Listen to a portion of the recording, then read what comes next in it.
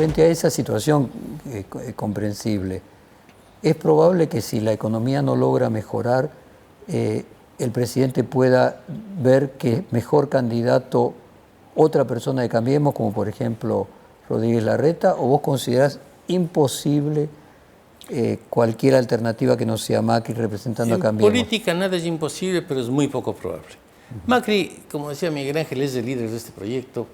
Si es que las cosas están mal, supongamos, están tan mal que Macri se hace pedazos, tampoco tiene espacio los otros. Bueno, pero tenés un ejemplo en el caso de Rodríguez Larreta, casualmente, por lo que vos mencionás, que baja Macri, baja Vidal, pero no él.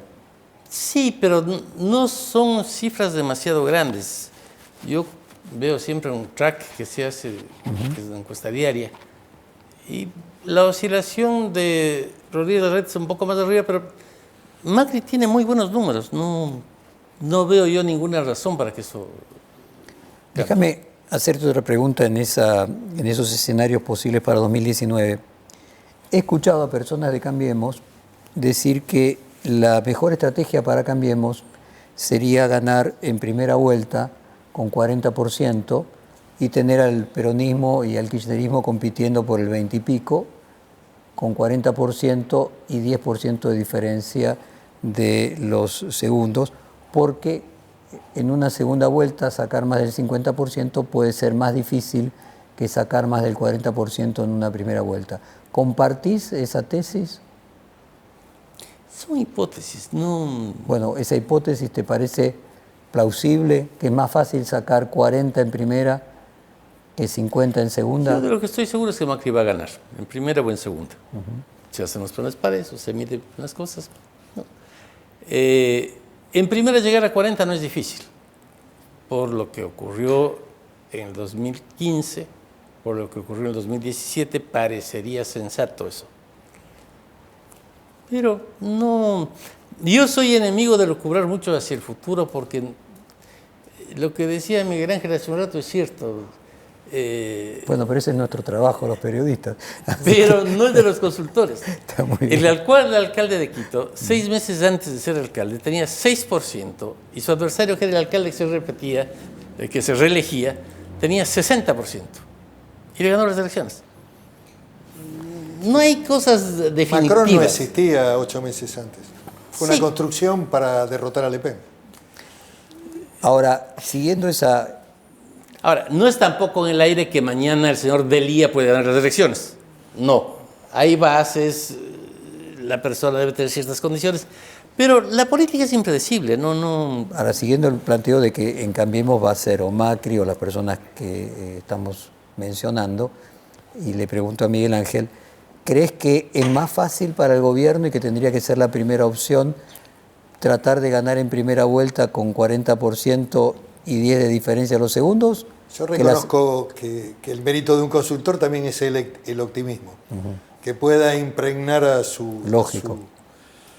Yo veo un escenario... Muy distinto. Distinto, no hay primera vuelta para nadie. Creo que hay un escenario de balotaje en la Argentina y hay una dinámica económica social en movimiento muy compleja, donde el voto va a tener un correlato con lo económico.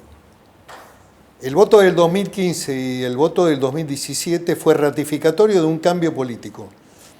El voto del 2019 va a tener que ver con una valoración económica del gobierno y de cómo está la gente, cómo ha vivido la gente estos 4 años.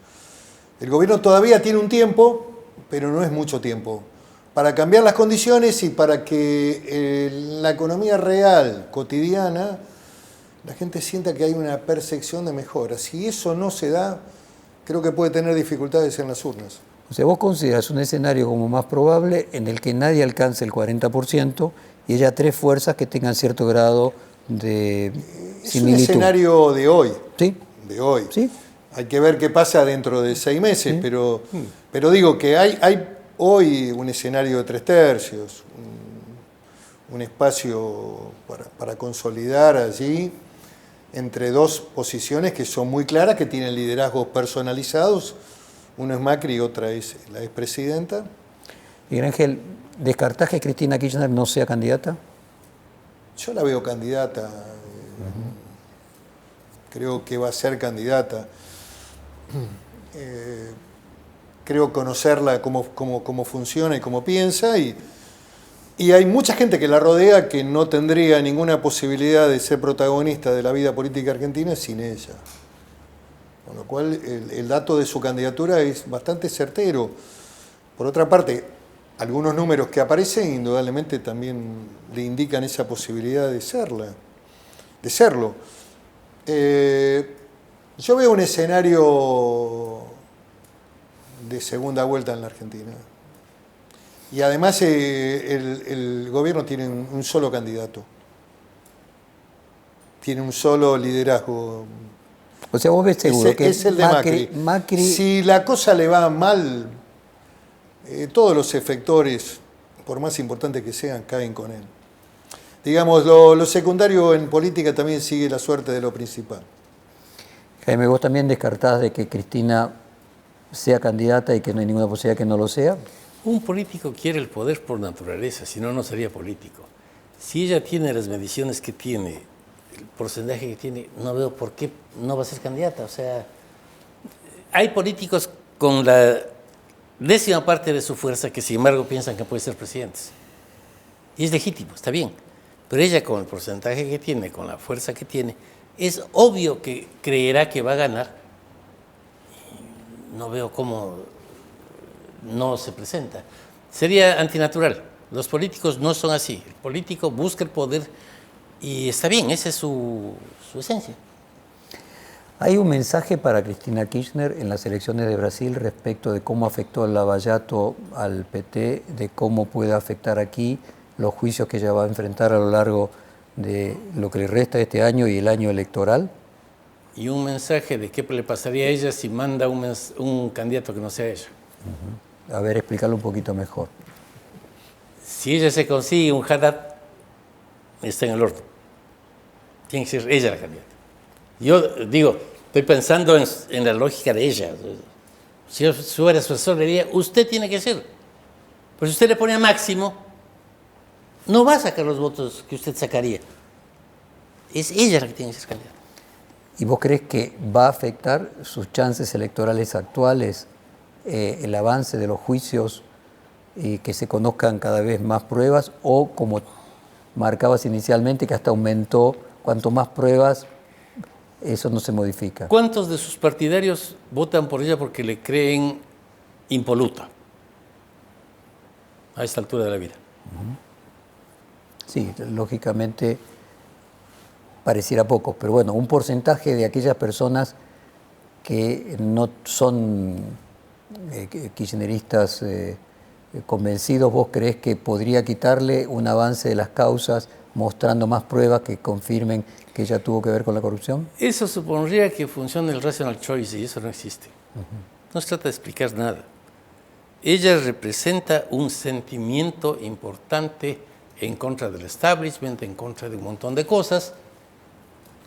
Yo creo que se ha ideologizado demasiado hacia la izquierda, eso es una imprudencia de su parte, pero representa algo, y hay más gente con bronca con el establishment que puede irse allá, no va a afectarles. O sea, los juicios de Comodoro Pi, a tu juicio, no tienen efecto electoral el año próximo.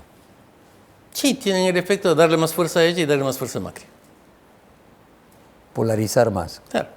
Hay gente que le agarra una bronca terrible y dice, estos no vuelven más. ¿Cómo hago? Voto por ese tipo que me caiga mal. Y hay otros que dicen, hay mucha gente que cree que todo lo que sale de Comodoro Pi es mentira. Hay un 30% de personas que creen eso, que se indignan con eso.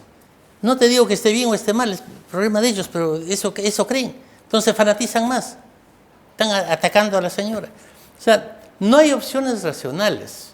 Cuando se reúnen un rabino, un cura católico y un cura musulmán a dialogar, no lo hacen para ver cuál es el Dios verdadero. Van a seguir creyendo cada uno en su Dios a la salida. Serán menos intemperantes, pero no más que eso. Las creencias son creencias y hay mucha gente que cree en la señora Kirchner. Miguel Ángel, reconozcamos que este escenario binario es el que le funcional. conviene al gobierno en términos de la confrontación con el pasado. Sí. El que no genera, digamos, ninguna perspectiva, estratifica el presente en el 2015. No puede haber un tercero en disputa de gente que no le gusta la pelea. Correcto. Sí, también. Y puede haber otra forma de construir también en términos de la política en la Argentina. Creo que nada es definitivo. Miguel Ángel, En Felipe eso Solá, estamos totalmente de acuerdo. Felipe Solá fue candidato de la alianza de el PRO en las elecciones del 2009 y ahora él pretende representar a una parte del kirchnerismo. ¿Muestra esto que es posible en política, lo que planteábamos antes, cualquier alternativa y que puede haber una unión del kirchnerismo con el peronismo democrático y federal?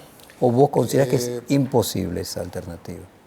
En primer lugar, yo tengo respeto por Felipe, tengo una relación afectuosa, digamos, generacional. No voy a... Creo que es un hombre valioso, ha sido gobernador en un momento muy crítico de la provincia de Buenos Aires. Y es un hombre experimentado. Y la verdad que tiene también legítimas aspiraciones, no me parece... Lo que creo difícil... Pero él cree en la posibilidad de No, unir. lo que creo difícil es de que la política, en lo que estamos viviendo, lo que estamos viendo también, requiere fundamentalmente de consolidar identidades. Y creo que, digamos, el concepto de la unidad por sí mismo como un valor fundamental no resuelve el problema que tiene el peronismo. El peronismo tiene un debate de programa, tiene un debate por la identidad, tiene un debate por lo que representa. Y bueno, y será cuando tenga que ser, cuando recuperemos la confianza ciudadana en el proceso electoral. No creo que esta construcción hacia la izquierda por parte del expresidente sea el futuro de los argentinos. No creo en la reiteración del pasado de cara al futuro, no lo creo. Por ahí me equivoco, como dice Durán Barba, nada es definitivo y me equivoco, pero a mí me parece que los ciclos tienen mucho que ver.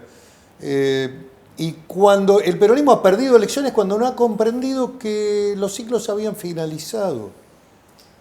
Nada dura para siempre en la vida, pero en la política argentina nada dura más de 10 años. La gente se cansa, la gente quiere cambios, la gente busca alternancias y también algunas experiencias históricas demostraron que no se puede volver para atrás. Menem lo intentó, tuvo un piso muy importante, muy vigoroso de casi 25 puntos en primera vuelta, pero luego perdía la segunda vuelta.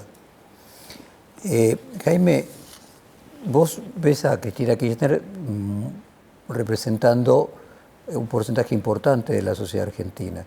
¿Crees que eso se va a ir reduciendo en el futuro o crees que se trata de una representación de un sector que la trasciende a ella? A ver, ella no es una ficción creada por el gobierno ni por nadie.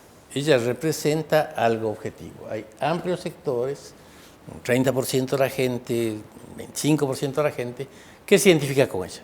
No porque alguien lo crea, sino porque ella lo representa. Eso es así. ¿Eso crecerá o decaerá? Depende. Depende en parte de la economía. Si la economía se va para abajo, de pronto sube, de pronto no. No es predecible. Ahora, sí es importante algo que decía Miguel Ángel ahorita, que ha sido un poco el eje de lo que yo siempre mantuve y por lo que fui muy criticado, que es el tema de la identidad. Un grupo político que no tiene identidad está frito.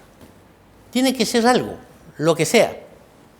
Si eres trotskista, bueno, eres trotskista, perfecto. Y a algunas gentes les gusta eso y votan por eso, perfecto. Yo siempre creí que el PRO tenía que ser lo que era.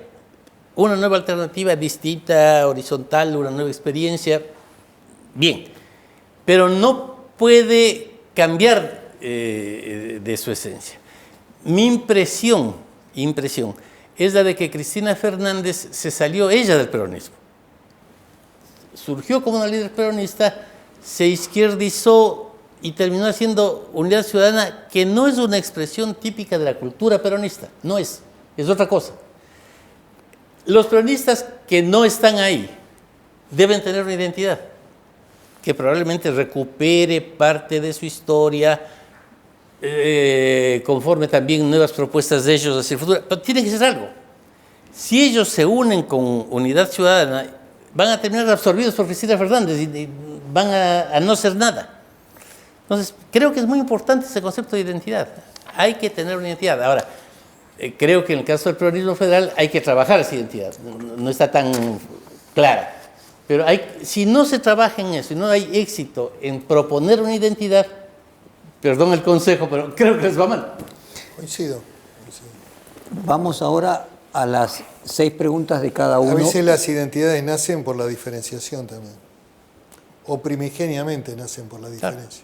Si yo entiendo Es bien lo que no compartís. de lo que plantea la polarización de Jaime, se parece un poco a la U de Porter que alguna vez utilizamos para explicar el posicionamiento político, que es si la polaridad está entre Macri y Cristina, el peronismo federal que representa, si representa algo más cercano a Macri que a Cristina, y si finalmente es subsumido por uno y por otro. Tiene que representar una tercera cosa. No veo yo que su identidad sea ser un vagón del tren del PRO ni un vagón del tren de Cristina. Además, tiene un fundamento histórico importante para eso. No es un partido que está asomando. Tienen una historia, tienen símbolos importantes. Perón es un símbolo importante, Evita es un símbolo importante. Jaime, o sea, tienen más historia que Unión Ciudadana y que el PRO. Eso es real. También importante para el sistema político en general. Creo que debería ser también una preocupación del gobierno, por lo menos en grandes términos, digamos, no digo que se ocupe de la oposición al gobierno, pero sí lo que debería preocuparse es por la construcción de un sistema de partidos que conviva en el modelo democrático. No que algunos estén girando por el borde de la mesa o en la periferia del sistema planteando la colisión, casi, digamos, el conflicto de la calle como resolución de los problemas argentinos. Me parece que la construcción de una alternativa, el mejoramiento de las condiciones democráticas del peronismo, son importantes para el sistema político institucional.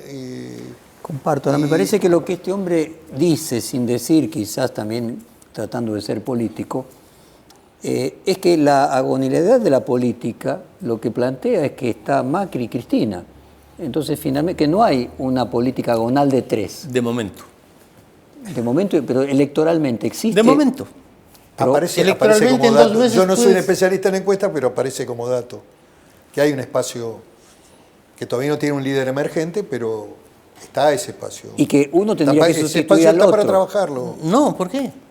No, O sea, puede haber estamos una hablando de 3 polaridad tercios. de 3. De 3, claro. Hay de momento una polaridad. Es posible perfectamente que haya un sector importante de electores que diga, me cae mal esta polarización, busco una cosa intermedia. Es posible. Y yo creo que en el caso del peronismo tiene una historia y una sustancia que no tienen otros grupos. Yo diría, prefiero no mencionar porque soy amigo de todos, pero si algún otro partidito chiquito que acaba de asomar quiere ser el tercero, no sé bueno ni de dónde. Va a haber El peronismo una tiene una proyección de la trayectoria, izquierda, tiene en la gobernadores, Argentina. tiene- 3 puntos, 4 puntos la izquierda tiene. 5 de abstención, hay 3 tercios hoy en este escenario. La pregunta Lo es que a mí si me parece también importante en el debate político argentino, que el gobierno debería tratar de instalar más allá de la grieta y la polarización o el esquema binario, es la visión de la unidad nacional. Algunos temas que tengan que ver con el país, 5 o 6 grandes políticas de Estado, la recuperación de las Fuerzas Armadas, la reconstrucción del sistema de producción para la defensa. Hay grandes temas que me parece que hay que debatir en la Argentina. que va más allá del tema electoral, Claro, aunque y en el que- tema electoral siempre la polarización termine siendo más atractiva. Vamos a las preguntas de Miguel Ángel para vos, Jaime, y después las tuyas para Miguel Ángel. Jaime pregunta si ha sido beneficioso para el gobierno nacional haber privilegiado el cálculo político a la convocatoria de acuerdo de largo plazo con el Partido Justicialista, que privilegió la gobernabilidad. No creo que en la mente del gobierno haya estado el cálculo político nunca. No les interesa, no están en otro juego. bueno, hasta donde yo conozco, yo no hablo con muchos, pero en el núcleo de Mauricio, de Marcos, de Horacio, no están calculando, están pensando no en mantener el gobierno, en cambiar el país están pensando. Entonces, no creo que esté en la agenda. Ahora, vos personalmente no crees en los acuerdos. ¿Cómo que no? ¿Vos crees que, por ejemplo, un gran acuerdo nacional, como siempre se menciona, el caso de la Moncloa, que vos te parece? Un acuerdo nacional de ese estilo no, o sea, no cabe hacer un solo partido. Además, si hubiese un acuerdo nacional como el de la Moncloa, tendría que incluir al kirchnerismo. Y yo no veo en qué puntos habría que estar de acuerdo con el kirchnerismo. Yo creo en la democracia. La democracia es conflicto. La democracia no es unidad. La democracia no es consenso. La democracia significa un espacio en el cual diversas fuerzas con diversas ideas luchan por poder, discuten, colaboran con eso decía Laclau no. también. La democracia es conflicto, decía Laclau. Claro. Hay conflictos de intereses económicos que están en pugna. Ir a un país unitario en que todos pensemos igual, en todos somos del partido único, es una barbaridad. Es bueno que haya divisiones, es bueno que haya conflicto. Lo que pasa es que debe ser un conflicto dentro de la democracia, en que respetamos normas y si mañana gana quien sea, estamos dispuestos a colaborar con el gobierno de quien sea para no obstruirlo, para que haga lo que pueda y después disputar otra vez del poder. La democracia es alternabilidad, la democracia. No significa todos nos unimos de una cosa. No, porque eso es antidemocrático. Bueno, respondiste a la segunda, voy a la tercera. ¿Se hace política con lo que supuestamente la gente quiere escuchar? ¿O hay que privilegiar decisiones aun cuando conmuevan a la sociedad? Dicho de otra manera, ¿es recomendable gobernar exclusivamente en función de los resultados de los sondeos de opinión y dejar supeditada la decisión política a lo que ellos marquen? Ni siquiera exclusivamente, no hay que gobernar con los sondeos de opinión. Eso no tiene ningún sentido. Una cosa es que para manejar un avión vos consigas una brújula para poder orientarte y otra cosa es que porque tienes una brújula ahora vamos a ir siempre al este. No. La única vez que yo fui funcionario público, no me gusta ser funcionario público. Acepté 2 años serlo para impulsar la paz definitiva de Ecuador con Perú. Fui jefe de gabinete, impulsé eso. Es la cosa más importante que hice en mi vida. Acepté eso cuando el 80% de ecuatorianos quería la guerra total contra el Perú. Todas las encuestas decían, hay que matar a los peruanos porque nosotros descendemos de Abel y ellos descienden de Caín y hay que exterminarlos. Yo también creía lo mismo cuando entré a la escuela, porque eso nos decían a todos. Las encuestas decían que era una barbaridad buscar la paz. Cuando Maguad fue elegido me dijo, mira, vos sos un pacifista loco. Te doy todas las atribuciones para lograr la paz final con Perú. Haz lo que se te ocurra. Ahora, el 80% no quiere. Me pareció perfecto, porque las encuestas no son para hacer lo que ellos quieren. No porque el 80% decía que es buena la guerra, había que bombardear Lima. No, había que buscar mecanismos para que entiendan que la guerra era una idiotez, desde el punto de vista de los pacifistas, y que nos convenía la paz. Se logró eso, que la gente termine entendiendo que la paz era buena. Entonces, no es que se hace lo que las encuestas dicen. Las encuestas sirven para ver qué está pasando. Y si está pasando una cosa torpe como esta, para ver cómo se hace para convencerle a la gente de lo contrario. Cuarta, la experiencia de los últimos 2 años y medio ha demostrado que en la Argentina es posible la gestión de un gobierno en minoría. ¿A qué considerás que obedeció que haya sido posible cuando la historia argentina demostraba no tener grandes esperanzas al respecto? Yo creo que los últimos años han significado un avance enorme en la política argentina, enorme. Y una de esas cosas es eso, que sea posible que un gobierno de minoría funcione en el Congreso porque las fuerzas de oposición no son salvajes, no son antidemocráticas, no están para el bloqueo, sino que dialogan, van, vuelven y apoyan lo que es posible. Nos pasó lo mismo en la ciudad. Nosotros nunca tuvimos mayoría en la ciudad, nunca. Y gobernamos, y a veces votó con nosotros el kirchnerismo en la legislatura, a veces el peronismo. Está bien, así es la democracia. Creo que a ratos en nuestro país no tenemos tanta cultura democrática. Nos parece extraño que funcione la democracia. Un gran avance es saber que está funcionando la democracia. Un avance enorme es que el gobierno de Macri termine normalmente, entregue el bastón de mando al nuevo presidente, si es que es otro, se reelija, que haya instituciones. Una de las cosas que más aprecio a Miguel Ángel es esa. Le dan palo mucho por determinadas declaraciones de él. Piensa que está pensando en la doctrina jurídica y para mí es eso central. Tiene que haber instituciones que todos respetemos, que todos nos ajustemos. Estamos yendo a eso. Y un gobierno de minoría que funciona tiene que ver con eso, con que hay una oposición sensata. Si la oposición fuese salvaje, no funcionaría. Pero no es esa la democracia. La quinta. En Estados Unidos, en las transiciones presidenciales, el mandatario saliente le deja una nota al entrante, extrapolando muy libremente esa tradición a este reportaje. Pichetto te pide, ¿qué recomendación el consultor al precandidato presidencial con el que está debatiendo él le dejaría? ¿Qué le sugeriría el político al consultor respecto a los errores que deberían haber evitado? Esta sería lo que vos tendrías que responder. Pero en el caso tuyo, ¿qué recomendación le dejas al precandidato presidencial con el que estás debatiendo? La central es la de método.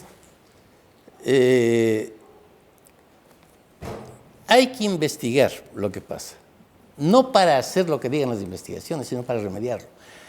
La primera vez que hicimos una campaña con Markey, en el año 2005, él tenía 65% de rechazo. Era espectacular el rechazo que tenía. Teóricamente vos decís, bueno, entonces debería retirarse. No, hay que trabajar, hay que ver, hay que cambiar las cosas, etc. Pero hay que tener la medición. No te pregunto, pero deberías tener mediciones tuyas, permanentes. Ver cómo estás subiendo, cuántos te conocen, cuántos te ven mal, por qué. Para ver qué haces. No es para hacer lo que diga la encuesta, sino para sacar de ahí un diagnóstico y tener un plan de acción. Yo tengo mediciones tuyas desde hace algunos años. ¿Sí? En tal fecha medías tanto, en tal otra tanto, en tal otra tanto, estás evolucionando así.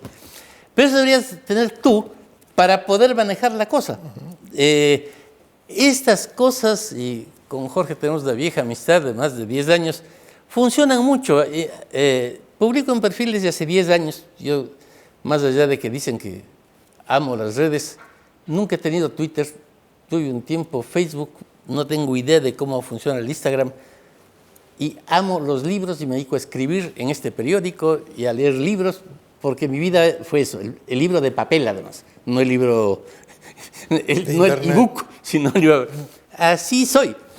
Creo totalmente que los medios escritos son una parte central del futuro, no son solamente las redes ni la radio. El medio escrito es el único que permite pensar.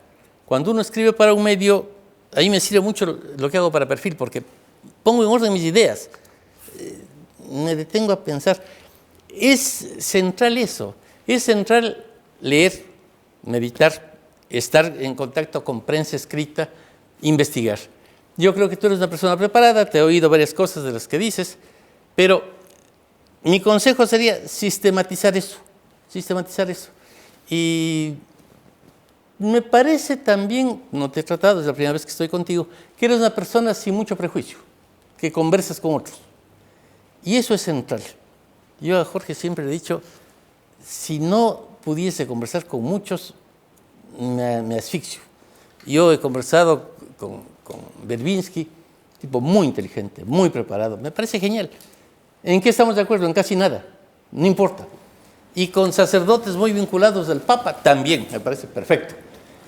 Porque es bueno oír a los otros. Entonces, conversar con diversos es buenísimo. Y, por cierto, ya que hemos conversado esta vez, cuando quieras volvemos a conversar. ¿Cómo no? Y hacemos cualquier idea sobre tu futuro. Me gusta. Yo creo que debe haber distintos líderes, distintos grupos. Me encanta que haya otros partidos. Detesto el totalitarismo y el único partido. Y si el PRO se convirtiera en un único partido que monopoliza el poder, me pondría en contra enseguida. Jaime, la sexta pregunta, que luego es muy parecida a la que vos le haces a él. La utilización de las redes sociales en una campaña electoral genera nuevos desafíos. Noticias falsas, cuentas apócrifas, sustitución de identidad, satirización de los sectores políticos. ¿Crees que las redes sociales enriquecen el debate ¿Afectan la transparencia? ¿Ves que transgreden los límites en las campañas? Son un elemento distinto. No enriquecen el debate porque no están para debatir. Nada más torpe y fanático que el Twitter. Yo no tengo Twitter, pero leo. Eso solamente es una fuente de mensajes fanáticos de tipos que se insultan. No sirve para nada, absolutamente. La red sirve para muchas cosas, entre otras cosas para comprenderle a la gente, para analizar de qué están hablando, para preguntar más que para difundir propaganda. Pero no son para reflexionar.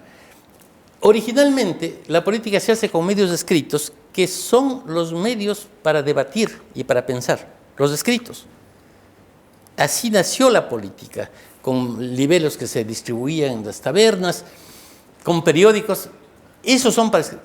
La televisión se hizo para divertir, no para pensar ni para debatir. No sirve para eso. No sirve para eso. Por eso, más allá de que estés haciendo un nuevo canal de televisión, pero desgraciadamente, por eso tienen tan poco rating los programas políticos o de reflexión. Porque la gente va a la casa a ver televisión y a ver cualquier cosa. La radio se hizo para difundir periódicos.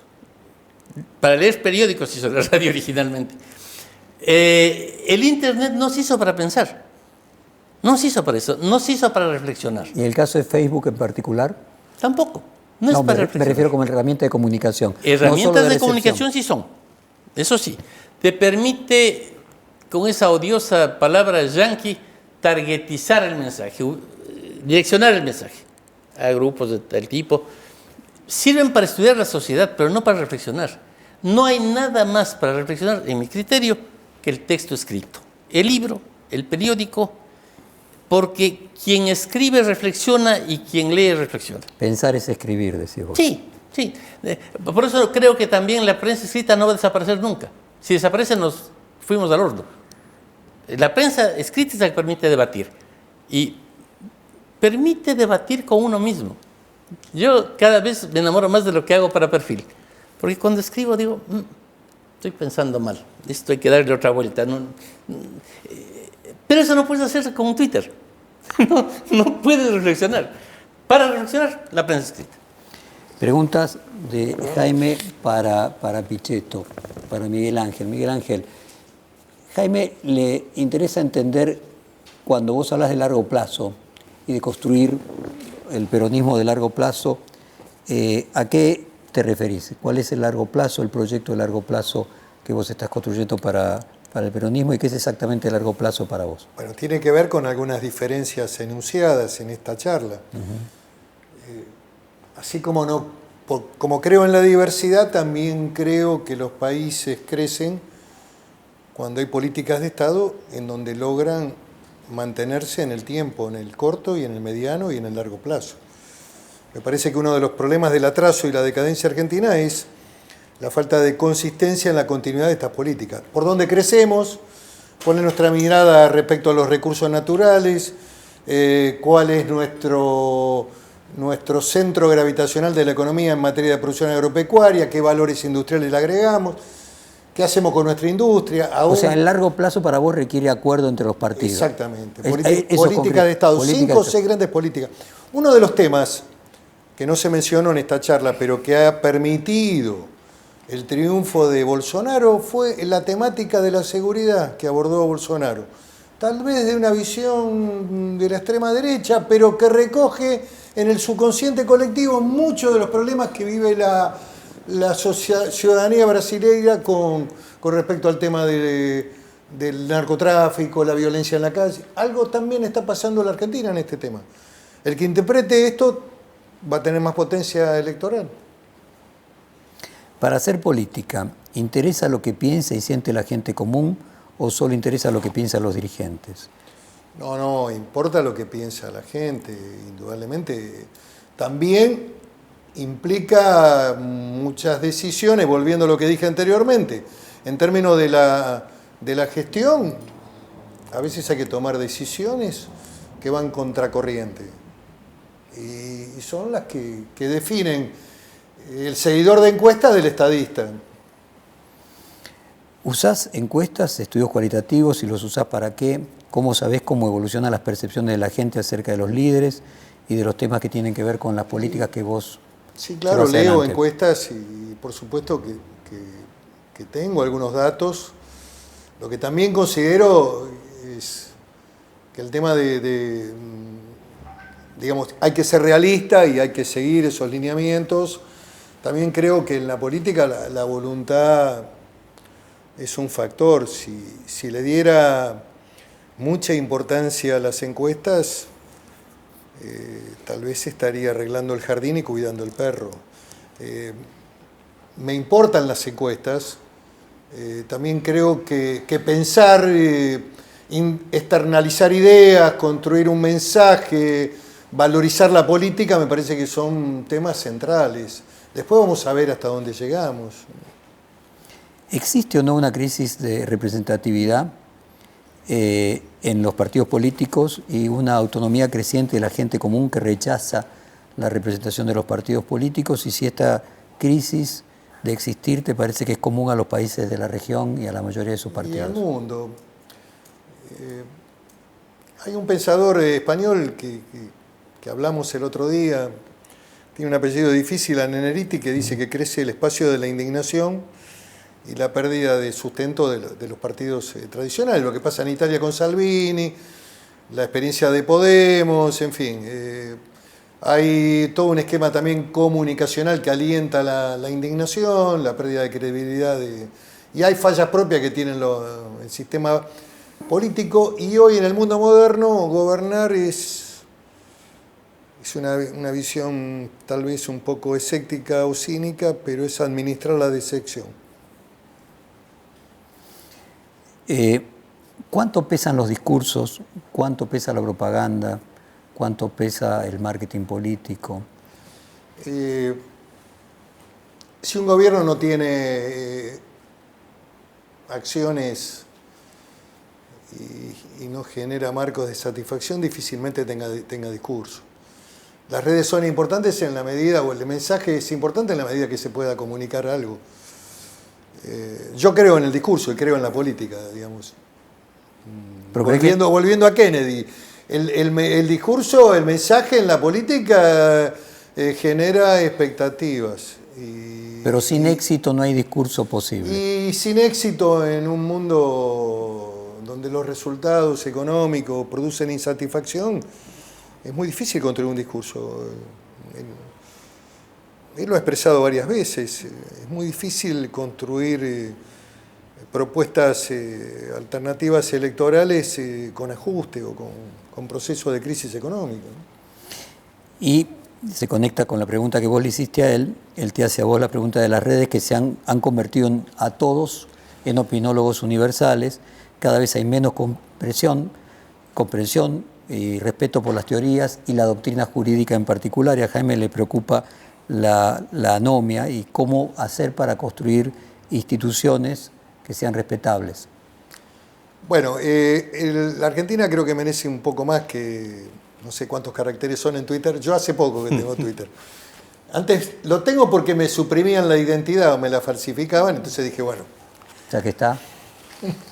Con el tema del aborto pasó eso, que me hacían decir cosas que yo no pensaba para descalificarme. Pero lo que digo es que me parece que la comunicación en política es muy importante y los medios de comunicación hay que utilizarlos todos. Yo creo en el espacio de la televisión y de la radio. Y creo en el deber del gobernante de explicar hacia dónde va. Hay medidas que deben ser explicadas para que la gente las entienda y las comprenda.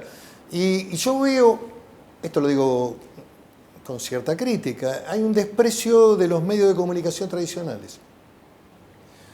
El espacio prime time de la televisión construye muchas veces visiones sobre determinados temas que pueden llegar a ser perjudiciales en la acción de gobierno. O sea, hay que prestarle atención. Y los medios gráficos hoy tienen problemas graves de financiamiento, porque el gobierno le pone mucha plata a Twitter y a Facebook y no le da importancia a los medios gráficos que hay que defender, que son fundamentales en el mundo libre. Y y que tienen que ver con la construcción de las ideas. El país muchas veces carece de ideas.